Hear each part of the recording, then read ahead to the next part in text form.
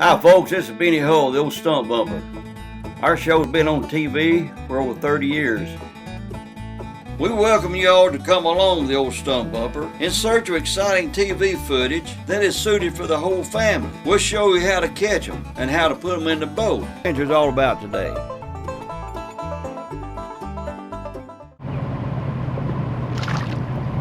We've been catching these white bass.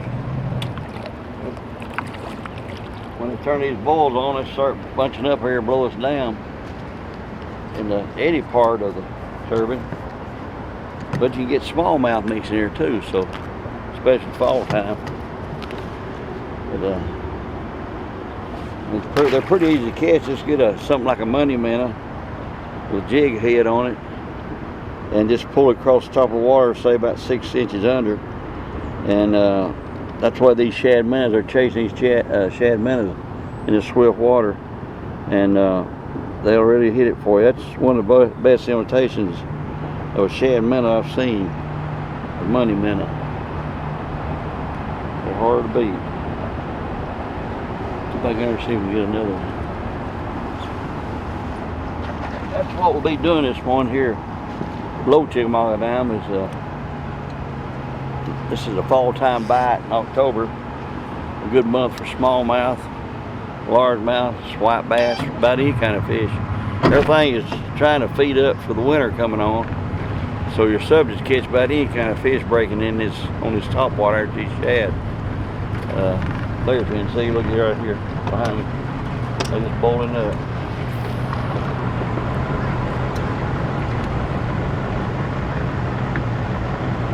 Go where they were jumping, pull that money minnow straight to you, and you don't know what you're going to catch.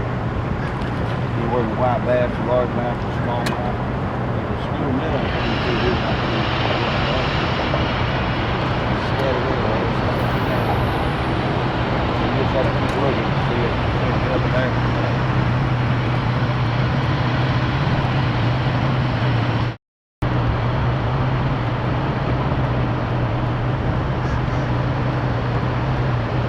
They don't have much water on right now.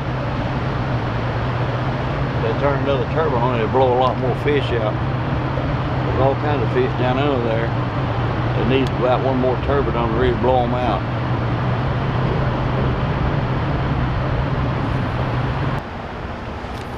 Just keep working the edge of the swift water where it meets the eddy water. And also you can throw top water baits like a nippy-ditty or a bomber or anything like that. Catch them on top as well.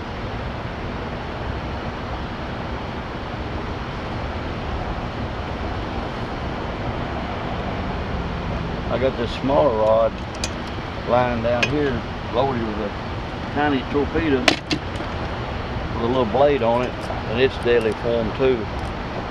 And get the one with a feather on it, you seem like you catch more fish with the feather. Some of them don't have feathers or hair.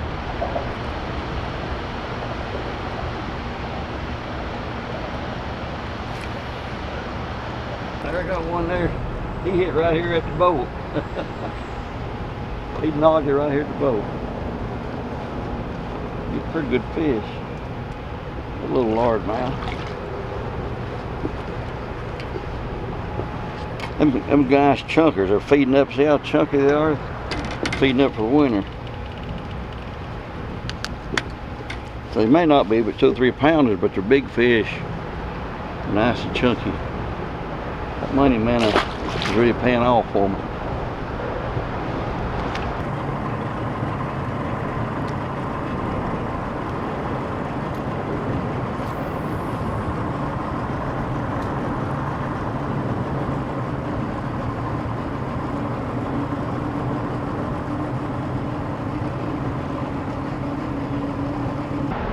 You was coming to the river, so went by Cabela's, picked us up some money minnows, and also I picked up their new rod. Cabela's new rod, the Pro Guide. I tell you, the M6, that is a nice feeling rod right there.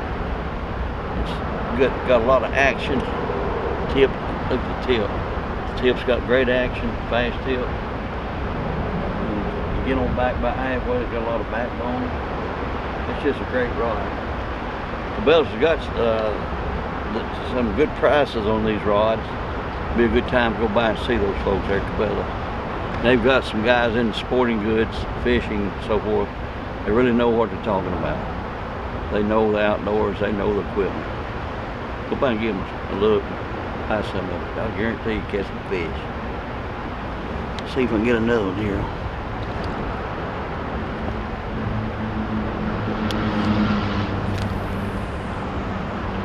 Get on now.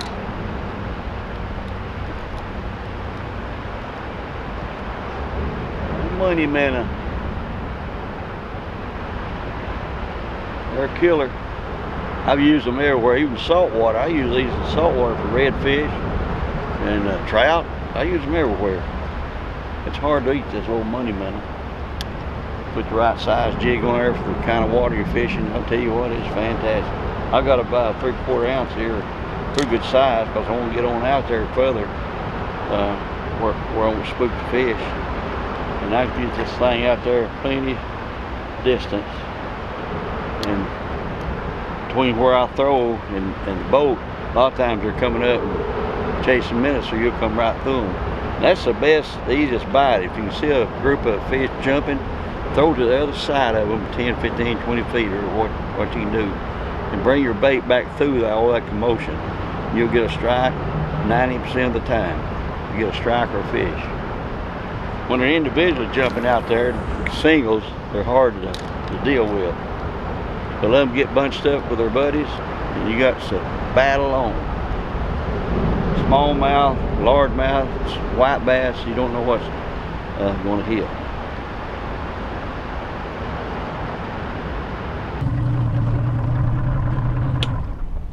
Come on to the house.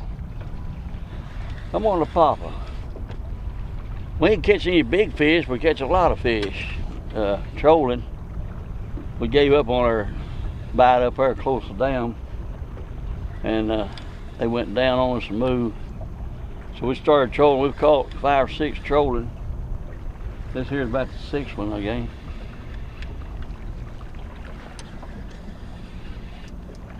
And ain't much to brag about, so we haven't been showing all, but every now and then we'll show you one. Show you the size of the hit. Look at that. That's a spot. We either bring a spot in or a smallmouth. That there make a sander, Joe. Anybody want a good spotted bass sander? That'd be a good one. That's the only bass we encourage, and TWA, everybody does, encourage you to keep these spots and eat them, because they're mighty fine eating. And the river is absolutely full of these things. They multiply like crazy. It wasn't just a few years ago, we couldn't buy one of these fish. You couldn't get one. Pretty spot. So yeah, I'd make a good standard. Yeah, big old thick sides on it. We'll get you another time. All I'm doing is trolling back there with the Hot Lips Express. Y'all seen me do it before. With a shock leader on, use a braided line. It's the only time I use braid. It just about is trolling, because it cuts the water easy and gets on down there deep. But I put about a 25 to 30 pound mono shock leader on with a swivel, and that makes the plug run straight, because if you just hook it right on this mono, right on this braid, it runs crazy. I mean, it cuts the water too fast. But that there, and then also you need a big piece of mono because of the rock. They'll cut another anything in small, it's cut all pieces. It's a rocky river right here. It's Tennessee River is. This is mouth of Chickamauga Creek here. That's where that fish come out. I catch sauger in the mouth of this creek in the wintertime. But we're going to troll along here a little longer and see if they get any size to them. We've had 4 smallmouth on and probably 3 or 4 spots, but there hasn't been anything to show you, so it's every now and then show you one of them. But they will hit like this, troll the Hot Lips Express. We'll get out here, go a little longer. Let you line out about 30 feet or so, where it dig bottom good. If you ain't eating that bottom up, you ain't gonna catch them. Because a lot of this is reaction strikes. They're not feeding particularly, but they can't stand that when that plug, that hot lips comes by them rocks, it's beating them up and knocking on the front door. They don't like that. And they'll knock it, they'll get it, buddy. I'll tell you what, it's something. They can really hit like that. Alright, he's working now. I let him get to working and get to vibrating good. And when I feel it hit bottom right there, it just now hit. I'll just put it in his satchel here and let it work itself. That way it won't tire you out. Because your wrist and arm will get tired in a little while. There's so much pressure on that thing, you know, dragging along. On the papa.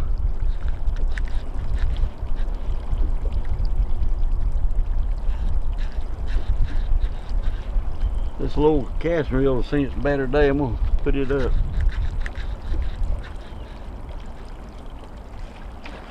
That looks like a smallmouth, yeah. Give us a jump there, baby. You little baby doll. I'm gonna bring it over here to port side. Better get this reel working.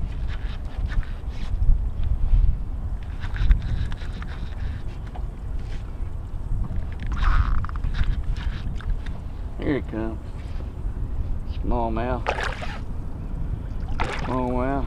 See, you just keep trolling every now and then, you'll come up on a pretty good fish. You got to clear that water out on this Tennessee River. That's some pretty water. That's there about 4 foot deep. You can see that fish 4 or 5 foot.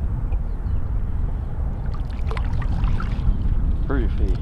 Pretty water. Pretty water in this old Tennessee. This old Tennessee River.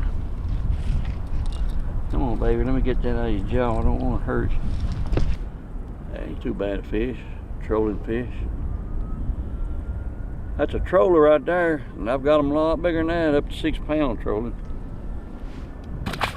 Come on, sweet lips, go to the house. Folks, we're gonna run down here and troll another spot. And while we're headed down there, we're gonna take a break. We'll be right back. Here with my fine sponsors. Here, people, makes this show possible. Appreciate you supporting them. I really do. So we'll be right back. Thanks for joining up with us. Trolling on the Tennessee. Check. Get out there and hunt. He jumped off with me. See if I can get him again. I'm showing some fish on there. Some good fish for a chain. They'll hit these plugs. Usually they'll go after these plugs. Oh, they'll spread. See what happens. That's good marks right there.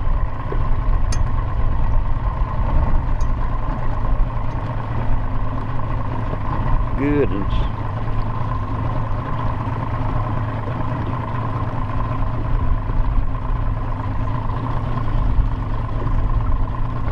You know, when you're trolling, we don't think as much to it as casting, other ways fishing, minnows, whatever.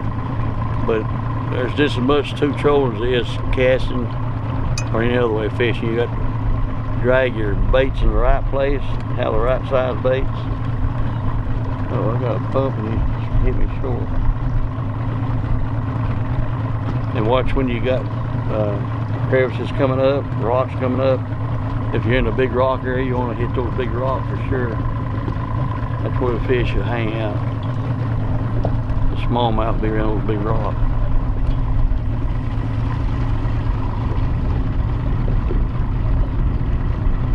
Put that drag. If you fish like this, pulling the rods, put your drag loose enough where if it does hang, it'll give you the signal zip, zip, zip, or if a fish gets on it, it'll give. So one or the other, you got one on a fish on there, you hung. Maybe it'll be something out here.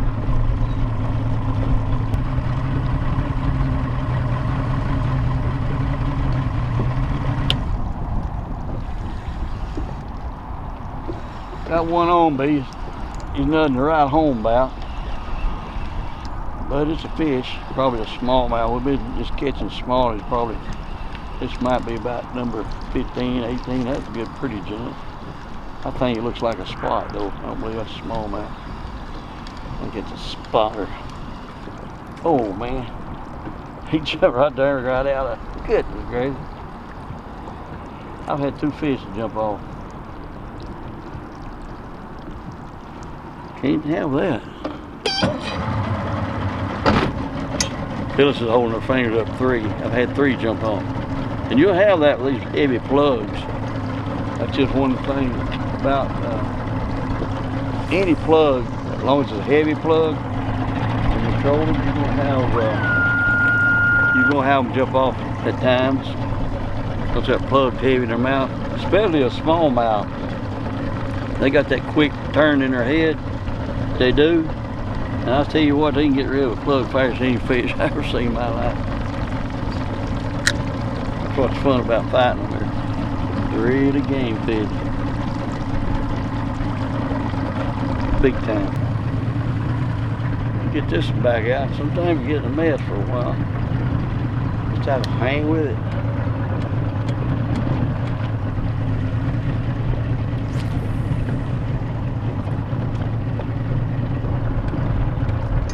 When you throw out, throw kind of off the side of the boat, don't throw straight back.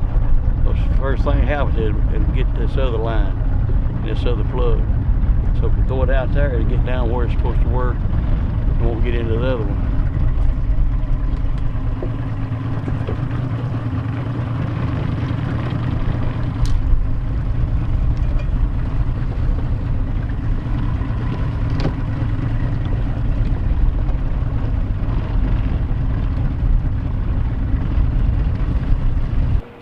Well, folks, we're going to throw in the towel, Phyllis and I. We've had a good time on the river today, and hope y'all have too. We appreciate you coming along with us. But our purpose today was to fish the boils for surface fish. This time of year in the fall, in October especially, it's October, November, you can get bass, smallmouth, largemouth, and white bass. Fishing the boils, they'll come up and surface in the morning for a couple hours. And that bite wasn't really good this morning. The time of the year was a little bit early for them. This is first week here in October, but you really need to wait about the 2nd and 3rd week in October, and you can get in some nice fish, get in a lot of fish. I've caught 50 to 100 fish there many a morning. But the minnow, 3-5 minnow, 3-inch 5 minnow, the money minnow is the best if you're going to go under the surface. And if you're not going to go under the surface, you can use the Nipidity or the tiny torpedo, any kind of topwater bait like that. The blade on it especially is real good. So you got a chance to catch them both ways, just on the surface or on top. Yeah, go buy Cabela's and load up on you some money minnows and topwater baits. You have a great time. So our second thought in the trip was to troll. So we've been trolling most of the day, most of the trip. It's 3 o'clock, so I guess we troll probably 5 hours or something like that, 4 or 5, I don't know exactly. But you can troll the Hot Lips Express, and a lot of times you can catch a lot of fish, and sometimes you catch a lot of big fish. Today we caught 1 decent fish, the rest of them was small, but we had a good time catching a lot of fish. You catch a lot of fish trolling, but sometimes you get in some good ones. But like I say, appreciate you joining us with us. We'll get out from here and see you on the water again next time. Thanks for watching. This is Old Stump Bumper, thanking you for watching the Southern Sportsman. You can catch us each week on Fox 6 to 1 at 6:30 a.m. or Comcast 96 at 8 p.m. on Sundays. If you want to see more, go to our website, bennyhall.net, or subscribe to our YouTube channel. Make a kid happy and take them hunting and fishing. And I'll see you again on the water. And remember, let's all fight against water pollution.